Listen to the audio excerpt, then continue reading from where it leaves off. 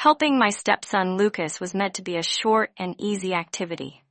Discover a lost tie that he said was in my closet during the storm that had just begun to intensify with the wind screaming against our Savannah home's ancient wooden windows. It wasn't laziness. Rather, it was comfort, something I hadn't given myself in years because the stress of life, marriage, and responsibilities had dulled my sense of self. Today, by myself, I allowed myself this small indulgence. I had spent the day cleaning and hadn't bothered to dress completely, slipping on a loose summer dress to fight the oppressive heat underneath it, leaving nothing but my bare skin. From the corridor came Lucas's voice. Muted, but as he got closer, it got louder. "I'm certain it's someplace." "He had always been," Isabel replied in a tone that was half irritated and half contrite.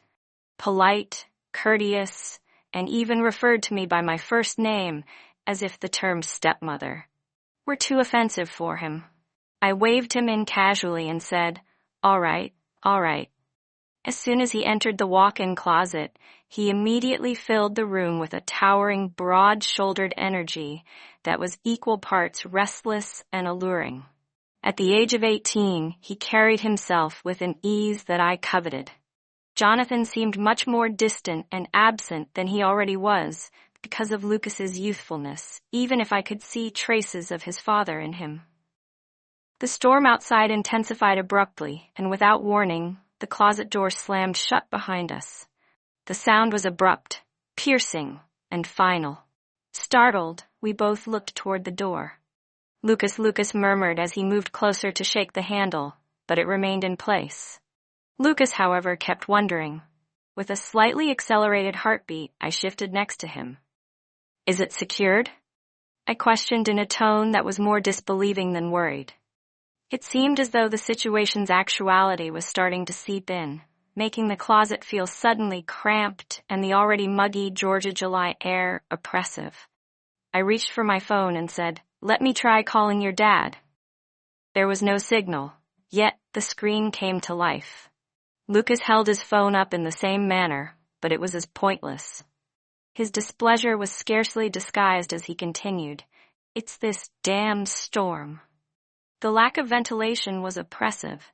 As the hours passed, the air became thicker, and I could feel sweat drops starting to collect at the back of my neck and moving down my spine. Lucas broke the silence by asking, "Is it just me, or is it getting ridiculously hot in here?" I conceded, tugging at the neckline of my dress and fanning myself with one hand as the fabric clung to me.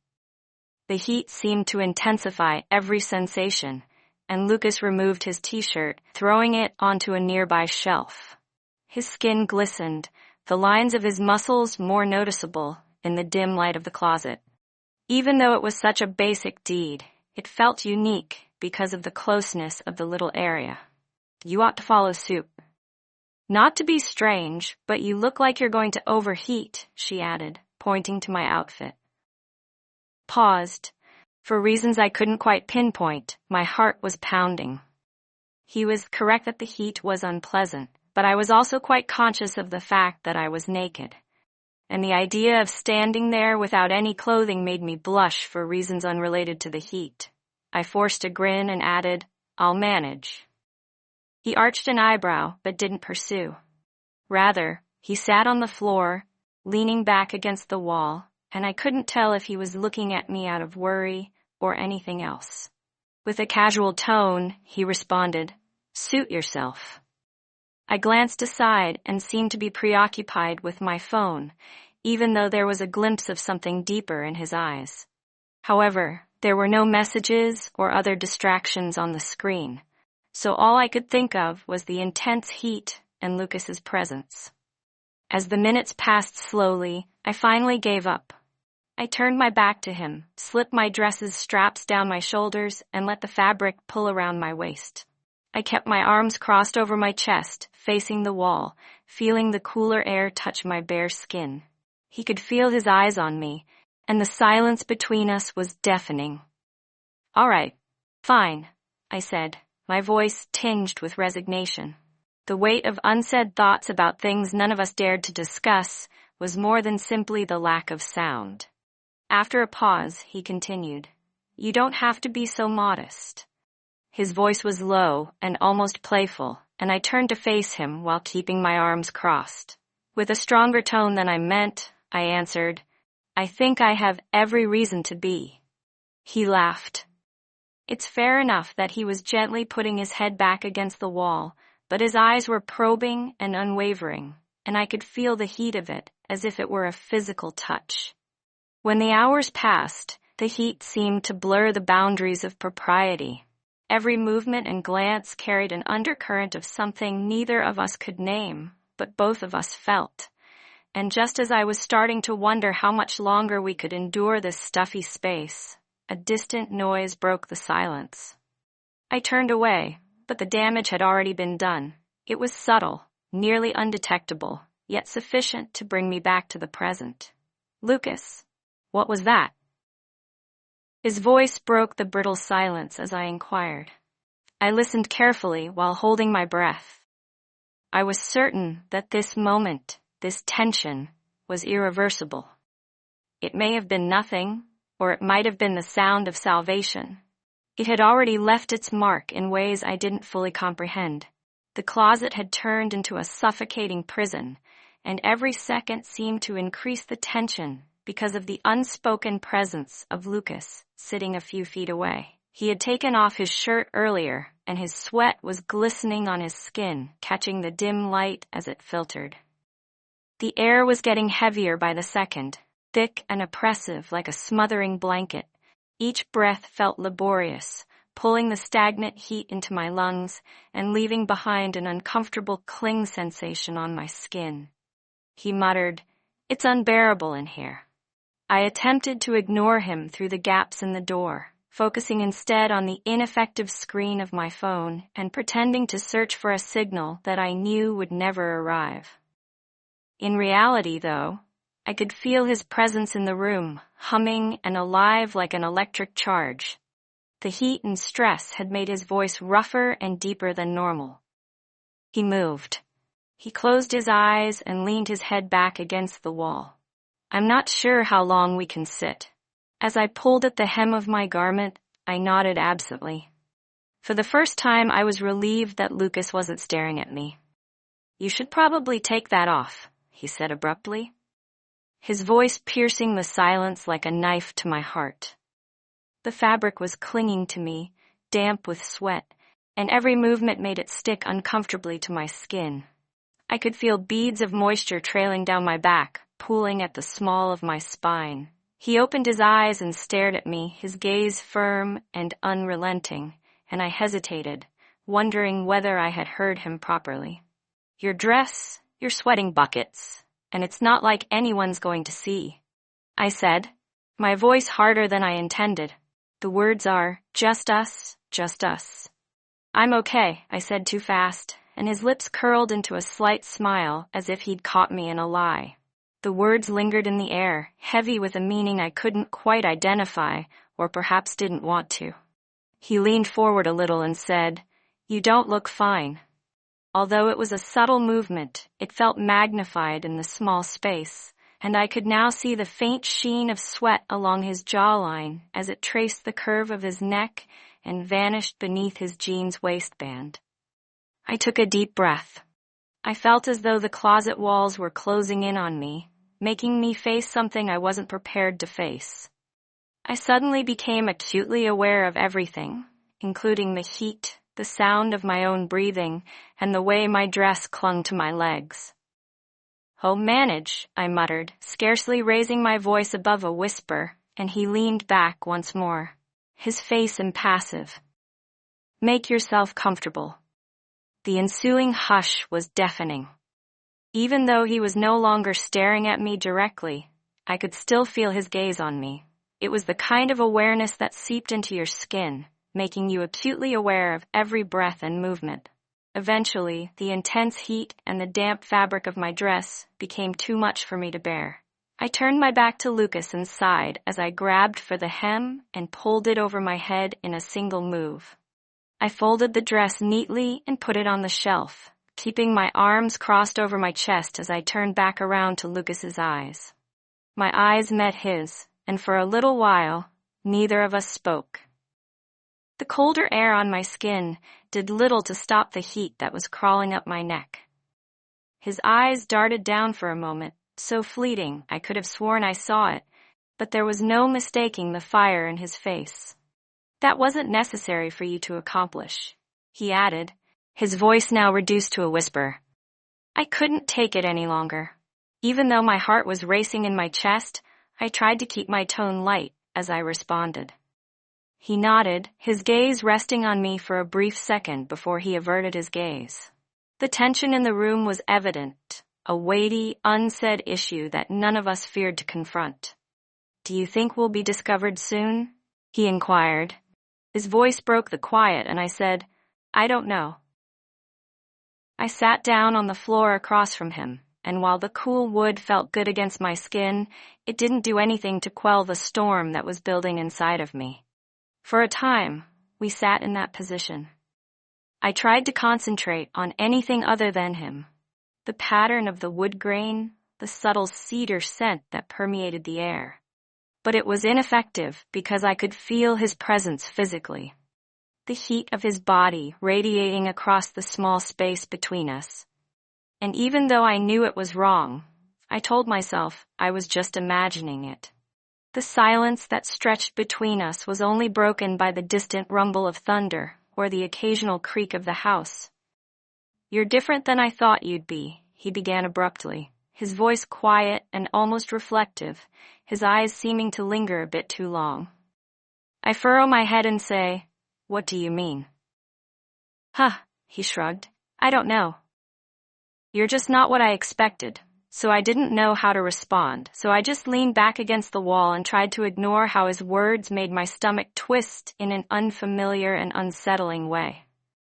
The minutes passed slowly, and even though I told myself it was just the situation, the heat, the silence, the closeness, it was all too much.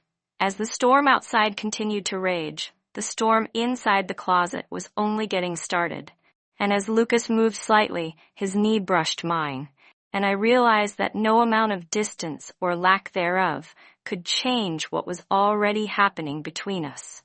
Staying too far away could be extremely unsettling, though, because some things seem to be meant to unfold in ways we can never predict. The thick, oppressive heat that had enveloped us for hours in the cramped closet had given way to something more ethereal, electric, alive, and unquestionable. It was as though an invisible line had been drawn and passed without either of us realizing it. When Lucas thought I wasn't looking, and perhaps I wasn't, I could tell by the way his eyes lingered a little too long under the weight of his stare. I could feel the pull, the unsaid tension that seemed to coil tighter with each time we spent in this oppressively close proximity, even though I was blameless. I persuaded myself that the heat, the loneliness, and the absurdity of the situation would dissipate as quickly as desert mirages once we were freed. Is it likely that they will soon begin searching for us? When Lucas inquired, his voice was low and tinged with displeasure. I looked at him, but his face didn't reveal anything. I wasn't really sure who they were, but I said, "I'm sure they will." In all honesty, I had no clue how long we would be stranded here, and the prospect made my chest clench. My husband Jonathan, the housekeeper, was probably on her day off. I tried not to notice, but the way the shadows danced across his skin made it impossible not to. "You know," Lucas sighed, leaning back against the wall. His bare chest gleamed faintly in the dim light, a sheen of sweat accentuating the defined planes of muscle. After a moment, he said in a more casual tone. I was taken aback by his statements and looked at him with astonishment. "I don't believe we've ever actually talked. I mean, really talked." "What are you saying?" I inquired. "I don't know. You're my dad's," he shrugged, staring at the ceiling. "I'm his son and his wife. He wasn't mistaken. Our encounters had always been kind. It seems like we should live together, but I've always felt like we're simply strangers sharing a home." His candor made my stomach turn. They were kind even, yet they were cold and unfamiliar. My life had been changed by Lucas. I suppose I simply didn't want to go too far since he was already a teenager, and I had believed that was how he wanted it. I acknowledged that my voice was not as loud as I had hoped. When he glanced at me, his black eyes searched mine. His words, "You couldn't overstep if you tried something," made my heart race. I was surprised by the honesty and sweetness of his tone. As if I were standing too near a fire and couldn't force myself to pull away, I felt an unexpected warmth that was equal parts comforting and unsettling. "There's no time like the present," I remarked, attempting to lighten the atmosphere. The conversation that ensued felt strange, almost surreal, yet I believe he smiled a slow, relaxed grin that made my stomach flutter. He told me about his friends, his college ambitions, and his frustrations with his dad's continual absence. We chatted about everything and nothing, and I found myself opening up and disclosing parts of my life that I hadn't even known I'd been keeping hidden. To my own surprise, I once claimed to have been a dancer. His face lit up with real curiosity as his eyes enlarged. I nodded as a slight flush started to rise up my neck. Today it seems like a lifetime ago. He shook his head and replied, "That's, I don't know, kind of amazing. I can't believe you never mentioned it. Life has a way of drawing you to different places, doesn't it?" I chuckled quietly, even though the sound sounded strange in throat. It seemed almost unbelievable that it was something I enjoyed. I assume he nodded with a serious face. "But it's still a part of you, isn't it?" I was taken aback by the sincerity of his remarks and averted my eyes, finding it difficult to look him in the eye after all this time. The stillness that followed was weighty but not unpleasant, since no one had truly seen me, not as Jonathan's wife or someone's stepmother, but as my own person. He moved closer without warning. A slight movement at first that might have been accidental, but the distance between us seemed to close until I could feel the heat radiating from his skin. "Sleeping," and he said, "I'm glad we're talking." It was the kind of silence that felt like an extension of the conversation, as though words weren't necessary to convey what was being said. I said, though my voice caught, "Me too," in a voice that was just audible above a whisper. With a brief hesitation, he reached out and stroked a strand of hair away from my face before continuing. The brief, momentary contact may have been a mistake, but I could tell by the expression in his eyes.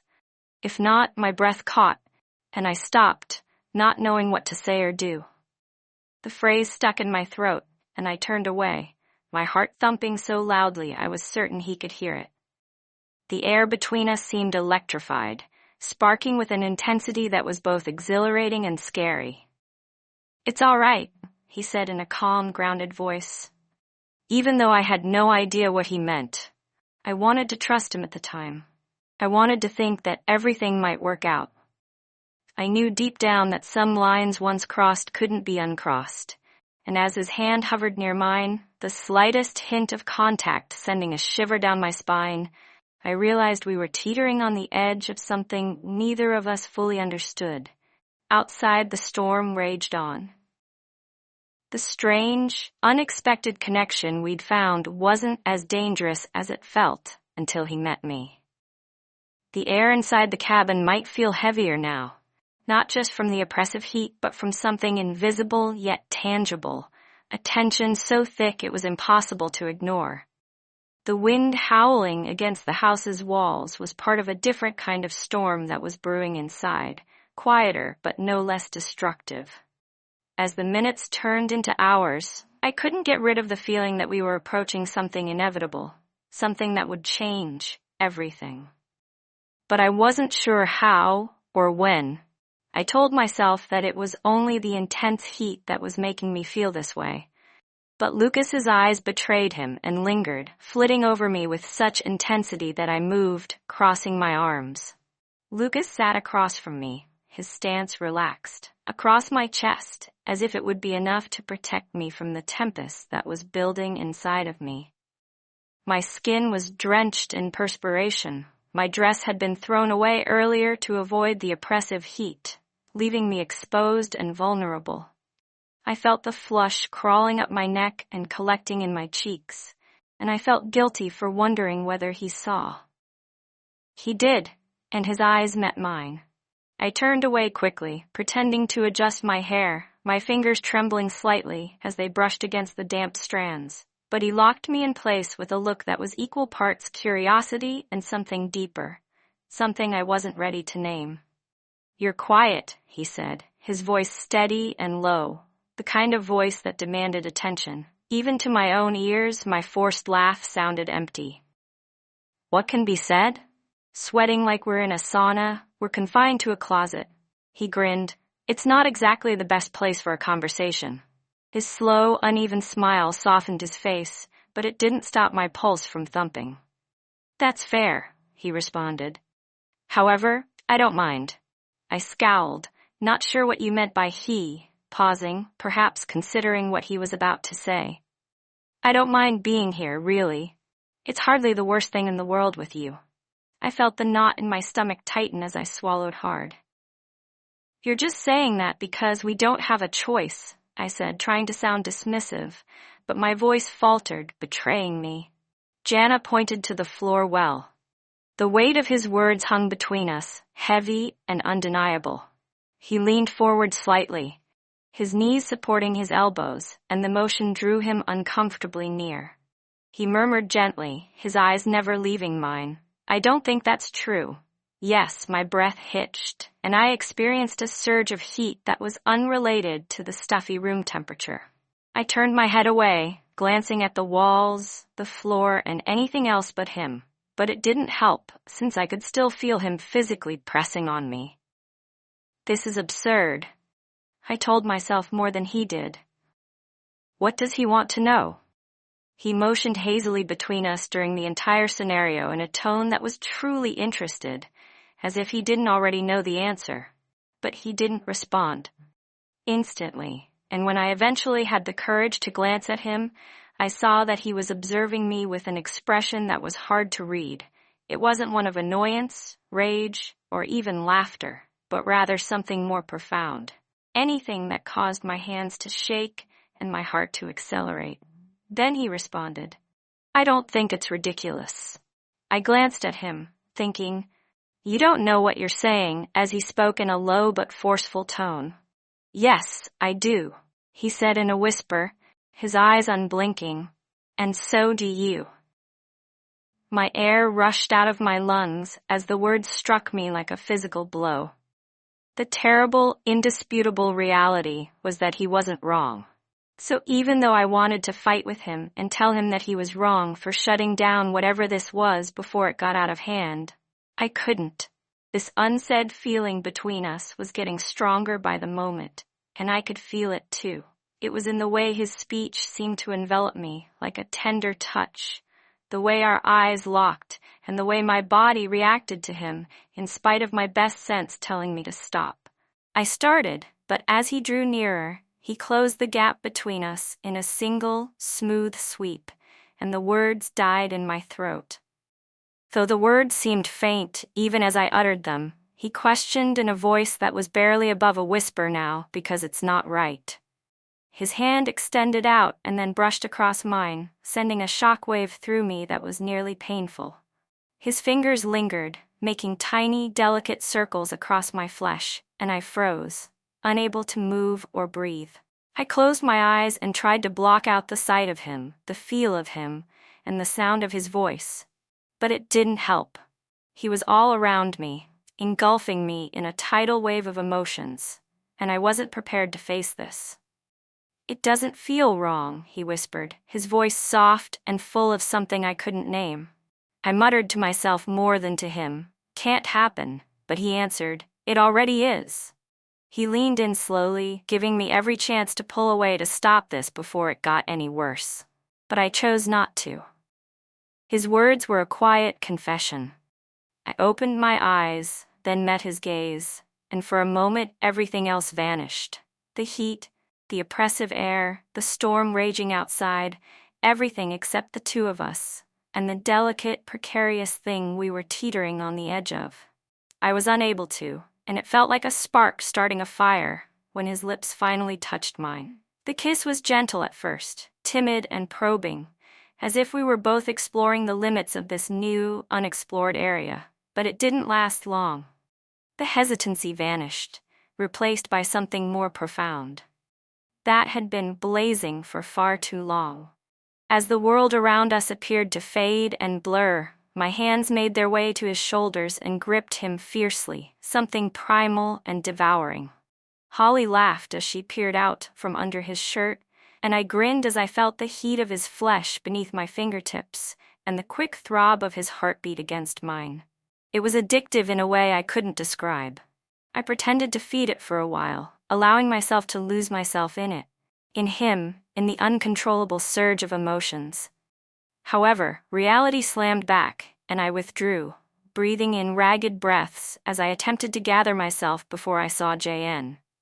I responded, my voice shaking. "We can't."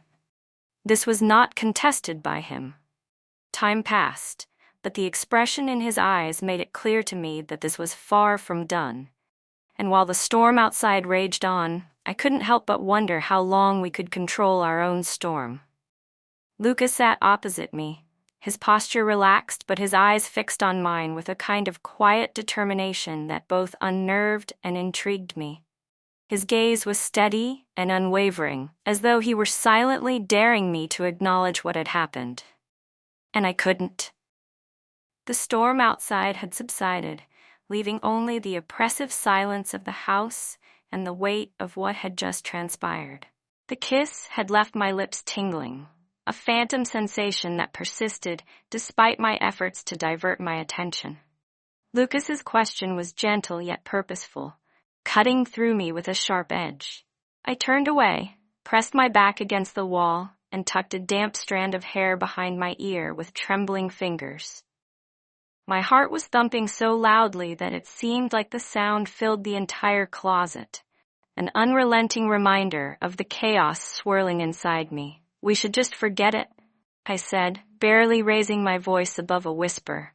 I didn't respond. I couldn't because, in all honesty, I was unaware that the kiss had evoked a feeling in me that I hadn't experienced in years. It wasn't just the physicality of the kiss, though. It was enough to leave me gasping for air. Finally, though, the words seemed empty even as I uttered them. Neither did I. It was the way it made me feel noticed and desired in a manner I hadn't allowed myself to feel in so long. Answered in a cool, collected tone, but it did. I tried to steady my breathing by closing my eyes and leaning my head back against the wall. My skin felt excessively hot and sensitive, as if every nerve ending was on alert. The memory of his touch lingered, unwanted and unwanted, but it was impossible to ignore. I said this more firmly this time, as if saying it out loud might make it true. "I know," Lucas stated, yet there was a tone in his voice that caused me to falter. I kept my eyes closed, unwilling to face him, unwilling to face the reality of what had just happened. But then I felt a slight shift in the air. The almost imperceptible warmth of his presence as he moved closer, and my eyes flew open, and there he was kneeling in front of me, his expression soft yet intent. It wasn't exactly defiance, but it was acceptance, but not the kind I needed. For a long moment, neither of us spoke. The only sound in the silence was the faint hum of the air conditioner vent somewhere beyond the closet door. I started, but he interrupted me. "I'm not doing anything," he murmured, his voice low, almost a whisper, with a gaze that hushed me as well as words could. I need to." I trembled as I said, "Understand what you're afraid of?" He responded as if it were the most obvious thing in the world. "You believe I'm afraid?" I asked in a stronger tone than I meant to, "don't you?" His comments gave me a shock that was a mixture of outrage and something more I didn't want to name. Without taking his eyes off mine, he retook. I was about to reply, to refute it. He was correct, though, and I was scared, but not for the reasons he believed, of how easily he saw straight through me and how thoroughly he disarmed me. I was terrified, remembering how I felt electric, vibrant, and completely uncontrollable when he was around. Finally, I responded, "I'm not afraid," but the words sounded empty. Then, in a quiet but firm voice, he added, "Look at me." My heart thumping in my chest, I paused. Then I did, though.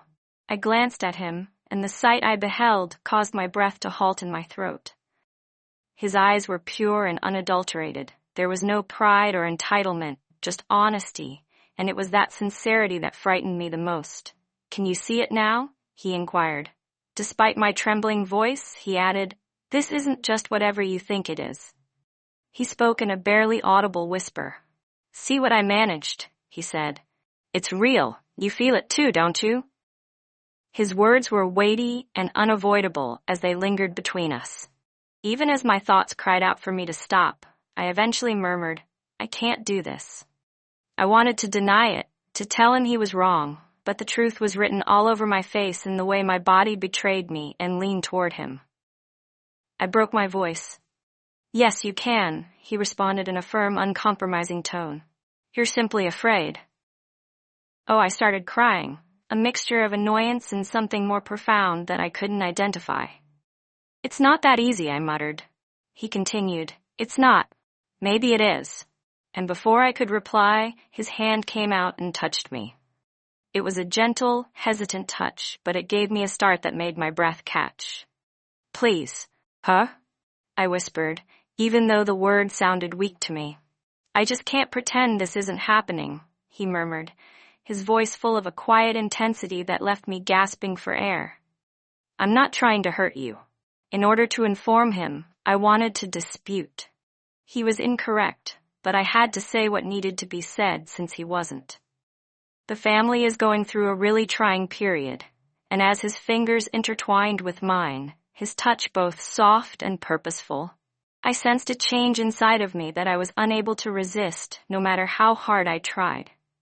According to Henry Seiden, the room appeared to press in on us, the air heavy with unsaid words and unrecognized realities. As his eyes remained fixed on mine, I understood that this was a moment that could not be undone, that no matter what happened next, there would be no turning back. My body was stiff from a night spent in uncomfortable positions, but it wasn't the physical discomfort that weighed me down. Rather, it was the gnawing silence, the aftermath of a line crossing the reality of what could not be undone. He was still by my side, close enough that I could feel the warmth radiating from him, but not touching. And we hadn't spoken since our breaths tangled in that kiss, which felt like both an explosion and a reckoning. The morning sunlight streamed through the slats of the closet door, casting thin golden beams onto the floor where Lucas and I were. The storm had passed, but the stillness it left behind felt heavier than the raging winds had ever had. The air between us crackled with unsaid words as my emotions fought between humiliation and something else. Something far more deadly, the lingering memory of how it had felt to be unable to look at him.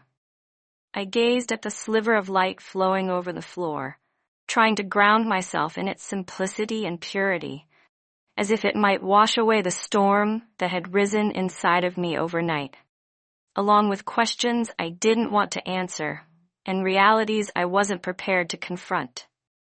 Isabel Lucas's smooth yet forceful voice pierced the quiet and pulled me toward him, despite every fiber in my body screaming at me to turn away. Lexus's eyes searched mine, and I felt my determination wane. There was no condemnation. There's nothing remorseful or angry, just something genuine and unadulterated that made my breath stop in my throat, but which I couldn't identify. "I believe it's time for us to move on." "Forget it ever happened," I whispered, my voice shaking as I said the words. "Do you think that's possible?" With a soft yet firm tone, he inquired. Didn't respond as I wasn't sure. "I'm sorry," I mumbled, as my hands twisted anxiously in my lap, my fingers gripping at the hem of my dress, now wrinkled and moist from the heat and strain of the previous night. We sat in quiet for a long time, the weight of his inquiry hanging between us like a thick curtain. "You don't have to apologize," he said, his voice steady. Not to me. The sincerity in his tone was disarming. And for a moment, I felt the tightness in my chest ease before the words finally spilled out before I could stop them for what he asked. His brow furrowing for everything I said, my voice barely audible for letting it get this far, for not stopping it, for my words faltered, and I looked away, unable to finish the thought. After a few seconds of waiting, he made another attempt. "Do you realize that this must end here, Lucas? Whatever this is, it can't happen again," I murmured, my voice steadier now, though my hands were still shaking. His countenance was opaque as he nodded slowly. He said, "I understand," but the weight of his words made me question them. Then, the sound of a car engine in the distance broke the brittle silence, and I was suddenly aware that my husband, Jonathan, was home. His absence had allowed this storm to grow and take root, so we should leave. I answered hastily, getting up and sweeping my dress away, as if I could remove any trace of what had transpired with Lucas. Isabel mentioned that he stood up as well, moving more slowly and deliberately, and the way he uttered my name caused me to hesitate, my pulse thumping in my chest. His eyes locked with mine, and I turned to face him, gasping. I responded, "This doesn't change anything." He didn't respond, but the expression in his eyes spoke more than words could, even though the words seemed false while they were being spoken. In the dawn light, we emerged from the closet together. From below came Jonathan's voice, happy and unaware, flooding over us like a glaring spotlight, revealing all we tried to hide, and I got a chill at the sound of it. With my pulse racing with each step, I contrived a grin as I walked to the kitchen, and Jonathan kissed me to welcome me.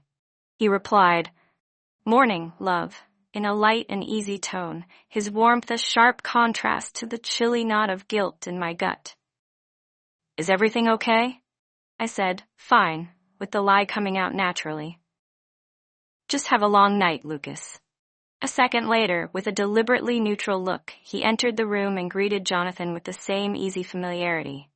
Even though he always had, I could see the strain in his shoulders, and the way his eyes darted to me and back again. As the morning went on, I couldn't help but notice how Lucas's eyes lingered on me when he thought no one was looking, how his voice softened when he spoke to me, and how his fingers brushed mine as he passed me a plate. The three of us sat down to breakfast, and Jonathan and Lucas had an easy time talking, while I stayed mostly silent, picking at my food and forcing smiles when appropriate. The weight of what had happened hung heavy on my mind, a constant, unrelenting presence. It was subtly done. It was almost imperceptible, but it was there, and despite my best efforts to ignore it and my insistence that it must stop, a small, silent part of me questioned whether it could ever truly stop, because some lines are difficult to redraw once they are crossed, and some storms leave scars that never fully go away.